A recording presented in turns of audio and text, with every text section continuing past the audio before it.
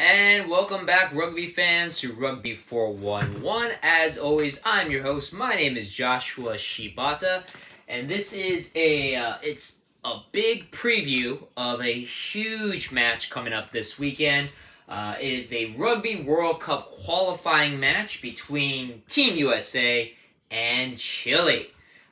Very, very important. This is not necessarily the last chance for Team USA to qualify for next year's Rugby World Cup, which will take place in France. I'll go into more details of why it's not the last chance, but it's one of the few, and it is a very, very important match, or at least a very important two matches that are coming up against Chile, the Los Condores. A very strong team, actually, this Chile side. It's going to be two games. Game number one is taking place Saturday, July 9th, so this weekend. 3 p.m. Pacific Standard Time is the kickoff. Then game two, Saturday, July 16th, noon kickoff time. Both games can be watched on FloRugby. Games are home and home games, so game one is taking place in Santiago, Chile at Estadio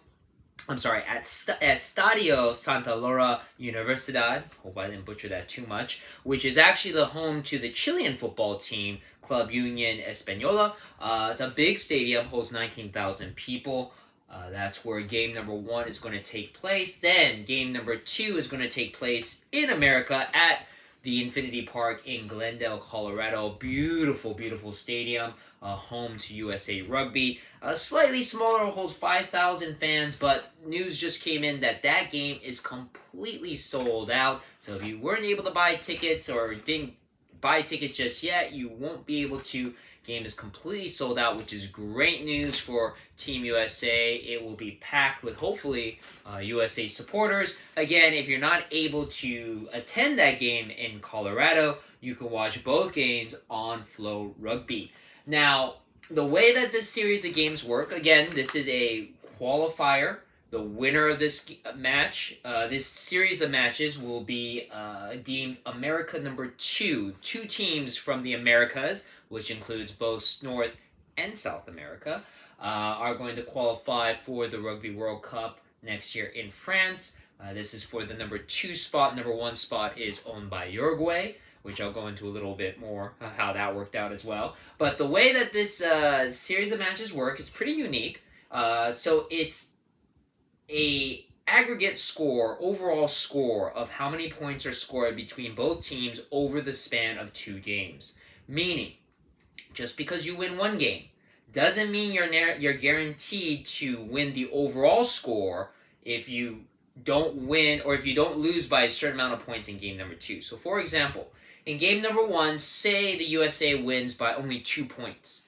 But in game number 2, Chile wins by 5 points. They will have overall their combined scores more points than Team USA. So again, it doesn't matter if you win the first game or the last game. It just means you have to win more points than if you happen to lose the other game by how many you lose. So very, very interesting way to determine things in the world of rugby. I don't know if it's done in any other sports. I definitely know it doesn't occur in any of the national USA sports, but it's popped up a few times in rugby. The recent European Rugby Championship Cup, they've done that.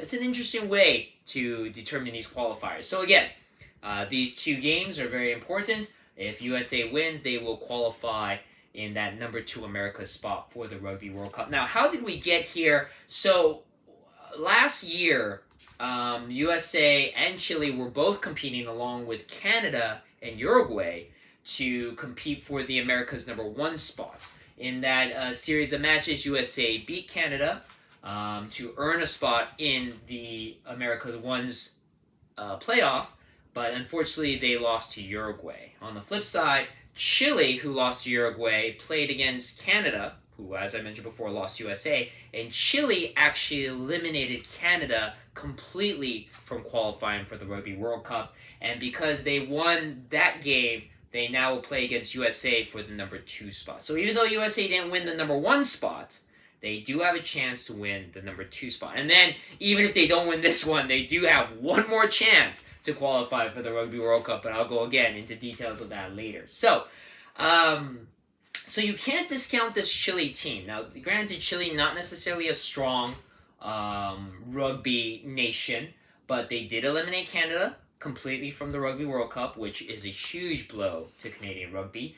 And even though they just recently played last week and they struggled with a Scotland A side, not the national Scotland team, but kind of the second string Scotland team, Chile is still a very dangerous team, and a team that is vying for their very first Rugby World Cup qualification. So you know they really, really want to win this one. So that's a lot that they have to deal with. And again, in game number 1, dealing with 15, possibly 19,000 Chilean fans, kind of intimidating for Team USA. Now, on the flip side, if you followed my prior video, which a lot of you guys did, the preview of USA versus the French Barbarians, thank you very much. It was one of my most viewed videos. Really do appreciate the support. USA also had a game just last week, kind of a warm-up game for this series of games with Chile, where they went against the French Barbarians and they won 26-21. According to head coach Gary Gold, this was the first time in 8 months since the Team USA were able to practice together, play together, and they put on a very good performance. And again, you got to remember, a lot of these Team USA members, the Eagles, were all participating in various other leagues, MLR. Some of the players are part of squads overseas, international squads that are competing right now. So this really was the first time that a lot of them were able to get together. And, you know, Coach Gold kind of made it pretty blunt in his interview that they don't make a lot of money playing for the national team, at least not yet. And so you're really asking a lot for these players to sacrifice a lot of time to be part of representing Team USA, even though that's a huge honor. It is asking a lot, and this was the first time in, like I said, 8 months that these guys were able to work together. And again, they put on a great performance. Some highlights include tries scored by Christian Dyer, prop David Ayanu, and some great penalty kicks scored by AJ McGinty, who's one of my favorite USA members. He's did a lot of great stuff with the English team, the Sale Sharks. He's now going to move over to the Bristol Bears. And then LA Guillotini's member Luke Carty, the backup fly half, was also able to score a penalty kick as well. The game went into the 86th minute, which is really unheard of in rugby for a game to go 6 minutes in overtime. But Team USA was able to show some great grit, some great defense, prevented the Barbarians, who were only down by 5 points, from scoring in overtime, and were able to make the turnover and ended up, again, winning the game 26-21. So great momentum going into this game in Santiago. And so congratulations to Team USA. I'll admit, I wasn't able to find a lot of information, as you guys can tell from my Spanish. My Spanish skills are very subpar, so I wasn't able to find a roster for the Chilean team, the Los Condores. So I can't really preview them, but I do have the Team USA roster that's going to be performing against Chile. Bring it up right here. Boom. Not too many changes onto this roster. We'll go on it one by one. As I mentioned before, try scorer against the French Barbarians, David Ayanu he competes with Toulouse, which is a team in France. The hooker spot, Joe Tafiete, who plays for the LA Guillotines, coming off the bench to start this time at the hooker position. Paul Mullen is the other prop for the Utah Warriors. Your locks, Greg Peterson from the Newcastle Falcons, another team from England, and Nick Savete from the now MLR champions, the Rugby New York. They switched positions in the lock, 4-5, 5-4. Ben Bonasso also has been added onto the roster off of the bench, also from the recent crowned MLR champions in Rugby New York. He slides into the left lock position, the left flanker position, which means Hanko Hermesheis, the LA Guillotines member, is sliding over to the right flanker position, number 7. At number 8 is Cam Dolan, who is still the most capped current member of the Eagles from Nolo Gold. Ruben de Haas, who plays for Saracens, another great English team over in England, actually scored a dropkick goal in the game against the French Barbarians. If you don't know what a dropkick goal is, it's literally a field goal comparative in football, except instead of having it placed on a tee, you literally are dropping it and kicking it. Very, very hard skill. It may not sound very hard. Try it with a football. Just drop a football and see if you can hit it through some uprights during a game when people are chasing after you, and Ruben de Haas was able to do that to score 3 points for the American team against the French Barbarians. As mentioned before, the number 10 spot is the current captain, AJ McGinty, who used to play for the Sale Sharks, now moving over to the Bristol Bears. Off of the bench, Martin Iosefo, great performance in the MLR championship game for the Seattle Seawolves. He slides into the winger spot on the left.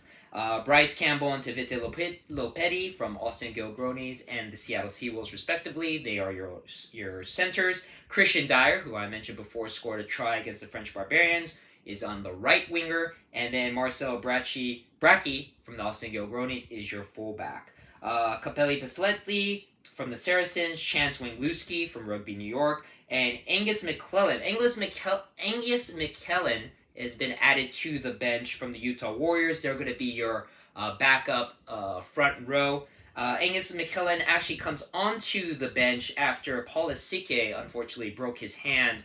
The Utah Warrior broke his hand against the French Barbarians, so he's off. So Angus McClellan has been added to the roster. CLC Mahoney from Houston SaberCats is on the team as well. Jason Dam has been called up from Rugby Atlanta. He's on the bench. He has the possibility of having his first cap as an Eagle if he plays. Tavita Tamalu has also been called up onto the bench from the San Diego Legion. Nate Osberger and Luke Carty from the San Diego Legion and LA Guiltinis, respectively, are your only backs on the bench, which is interesting. This is a 6-2 split on the bench, meaning you have 6 forwards as your backups and only 2 back positions. Again, the backs positions, there's actually 7 of them. So the fact that you only have 2 possible substitutes means that you have quite a few backs that are not going to come out during the game. So you're actually asking these backs to play a full 80 minutes, which is that's asking a lot. But it's the same makeup that Coach Gold had with the French Barbarians game, and it looked like it worked out pretty well. So interesting lineup for the Eagles. Again, this is only game number 1. If the Eagles don't win game number 1, they still have a chance to win by game number 2. But again, it's an aggregate score, so they just have to win by more points than they lost. Now, if USA does not win, their chances of making the World Cup have not ended just yet. They will then go into the final qualifier pool, which is composed of 4 teams. Right now, only Portugal has made that pool. 2 other slots are being fought over as we speak right now in Africa and Asia between a bunch of different countries to make their last-ditch effort to get to the Rugby World Cup. So, if USA loses, they will go into that final qualifier. It's a 4-team mini-tournament that will be played in November. But that is our Rugby World Cup qualifier preview. Game number 1, USA and Chile again, taking place in Santiago, Saturday, July 9th, 3 p.m. kickoff time. You can watch it on FloRugby. And then don't forget game number 2, which we might do a preview of that one as well, depending on how much interest in game number 1 and how game number 1 goes. That will be played the following week, Saturday, July 16th, in Glendale, Colorado, at Infinity Park, 12 p.m. kickoff time. Again, both games on FloRugby. So, again, guys, I mean, it's great that this game sold out. Please, if you can, watch both games. Show support for Team USA. This is their chance to make the World Cup with the USA hosting the World Cup in 2031. It'd be great to build that momentum, build the experience for these Eagle members. Honestly, some of them will not be playing in the 2031 World Cup, but it gives the culture of American rugby a push and momentum if they keep making these World Cup appearances. France, then Australia in 2027, and then here in America in 2031. And again, this is their first stop. They need to make this World Cup Hopefully they win this, get into Pool D. They don't have to resort going into Pool B. So that's it. So hopefully you enjoyed this video. If you have any questions at all of this World Cup qualifier series, let me know in the comments below. Otherwise, thank you very much for watching the video, and I'll see you on the pitch.